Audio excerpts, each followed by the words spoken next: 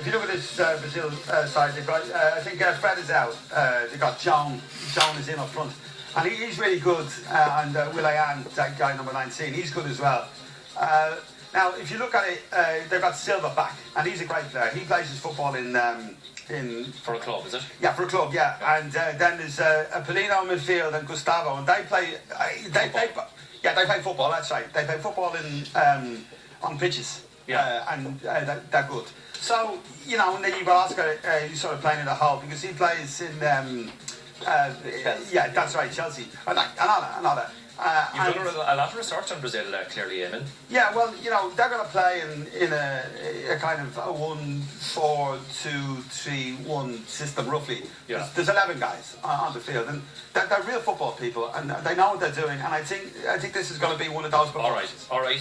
Liam, take us through Holland there, if you would. Or the Netherlands, I should say. Well, Holland's okay, as we've discussed, Bill. We have here, they're going to be playing in the 5-2-3 formation. And 5 fellas at the back there, they'd be kind of defenders, Bill. Yeah. So their job would be to defend the goal. Yeah. In the absence of John today. And then the midfielders will be playing in the middle of the pitch, yeah. Bill. That's why they're called midfielders. Now you have it, Bill. Yeah. And then up front you've got 3 fellas, and if you can read their names there, Van Persie and It's Schneider and Rob. It's miles away. Yeah. I mean, you'd want to be sitting in front of the telly with a slice of toast to see what's going on there, Bill. Yeah.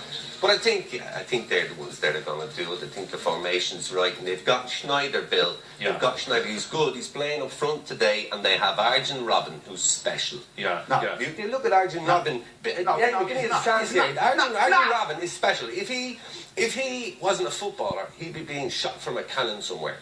Yeah. Look at the shape of him. He's a bit of a circus act, is what you're saying, really, is it? Him and Messi, both of them, you can shoot either of them, same colours. 2 different cannons, bang. Yeah. Action. And would you agree with that, Eamon? No, I wouldn't. I don't think this Dutch team are a good side. I think they showed that in some final against Argentina.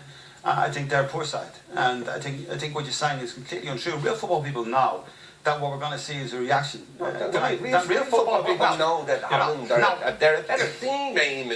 Sorry. No, what do you mean by real football people know, Eamon? Real football. Who are real footballer? What does the term real football actually mean? I'll tell you who real football people are. Yeah. Real football people are people who kick the can around the street, the north side of Dublin. People who were taught how to trap a ball by Uncle Paddy, a benign guy, coached. People who said a prayer at the Angelus. There are people who went out to pray on holidays, on the Dodging cars. There are people who went to school, got a Chinese bird. Yeah, he's gone off already. I didn't tell anyone. I didn't tell anyone to get a Chinese bird. I didn't tell. Chippy. All right. He's lost the plot. He's lost the plot very early. I think. All right. Well, as you can see, our senior analyst. All right, lads, you all right there? He's okay. Yeah. All right. Yeah, I'm grand. He's grand. He's grand. You're back. Yeah. As you can see, folks, our senior analyst is not here with us. He's absent. But so let's go to him now live. John Giles for his prediction on tonight's match. Oh, here, let me top you up, Karima, there. Oh, get some weather in here. Okay. You see, let me tell you about some of the injuries I got playing for Leeds United back in the 1970s. You know, it was a long time ago. Just if you look at that knee there, that knee's been operated on 24 times.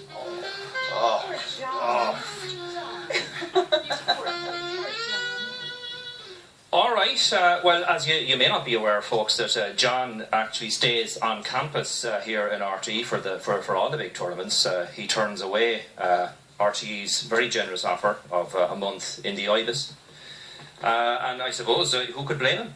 He didn't give his prediction there, Bill. I think he was looking at a forecast of a totally different kind there, Bill. Yeah, it was a warm phone coming into that. So Yeah. Fair play to you. Where do you actually stay, Liam? Do you? Where do I stay? Yeah, when you're in Dublin. Well, I normally just stay in RTE as well, Bill. Oh, you share a room with John, do you? No, I sleep on a chair in the canteen, Bill. Okay, doke. Well, it's time now to cross over live To our commentary. Oh no, keep chatting. I'm told that Stephen Alkin is not ready for us yet. Himself and Brian Kerr are on the way to the stadium, apparently. They're stuck in a terrible traffic jam. Would that be Where? Somewhere in Brasilia, I think. Oh, right. Of course they are, yeah. There's a lot of traffic issues there in Brazil, where they are. Yeah, Right. yeah. Yeah, it should be a fascinating encounter though, shouldn't it? Well, between Stephen and Brian. I mean, when Stephen's cycling on the front of the bike, Brian does most of the work at the back, he says. But then when they switch roles, Stephen thinks that he does most of the work at the back of the bike. Yeah. They're certainly quite a team though, aren't they? They are. I've always liked both of them. And I don't know what they do, but they do something, whatever they do. Yeah. Well, they bring the matches to life, Eamon. I mean, if you're watching the match without someone explaining it at the time, you wouldn't understand what was happening. Yeah, so if a goal was scored, you need somebody there to tell you that it was a goal. Well, it was, and then afterwards, obviously, you need three... Well, you need the analysis, don't you? You need the experts to tell you, and you need the fellow to Well, we can tell them it was a goal. Yeah, it actually was a goal. Yeah. We're here to tell them. It's for the people, for the kids, we do it for the people. I do it for the people anyway. Yeah. I don't know about you guys, but I do it. Yeah. Well, we do it for all the people. You seem to just do it for the real people. I do it for real people. All right, I'm hearing. Yeah, I'm hearing through my earpiece that they're still not there. So. Are you crying over the real people or the fact that they're not there yet? Have we lost Stephen Alkin and Brian Kerr? They're lost in Brasilia. I think. You better send out a global tracking device. Where are they? I'll tell you. Maybe they're kidnapped. Yeah. I hope not. I'd say Stephen just was trying to get to the stadium and Brian said, come on, let's stop for Kentucky Fried Chicken, Stephen. Can Peter Collins cover for us? No. Apparently not. No. He's DJing. He's DJing in Kildare. I think what's important is that I think the guys we're talking about, what's their names again? Brian Kennedy and the other guy, whoever they are, right? The guys who are doing Stephen and Brian. Yeah, you see those guys, they've been together for quite a long time and they are quite good. And I think what is important is for people to be in a job for a good period of time, so you become very used to, you know what you're doing. Yeah. Now, you don't want to stay over you. You don't want to stay over it. Yeah. Over your welcome time because you end up talking nonsense. Rambling. Yeah. Talking rambling nonsense and needing somebody else to finish your sentences. Yeah. Well, I suppose that's an indication, though, isn't it, of experience live on a panel when you realise that other people can, in fact, finish your sentences. Yeah. All right. Well. As we can see there, they are the Brazilian players live in the... You can see Stephen Alkin legging it down the corridor there with the snack box. That's right. That's right. With Brian chasing him, saying, that's my chicken. Okie doke. Right, handing over to you now live, Stephen Alkin and Brian Kerr. Stephen, enjoy yourself in Brasilia.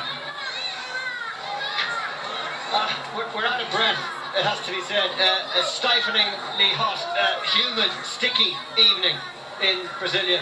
And there's a lot of steps up to that commentary position.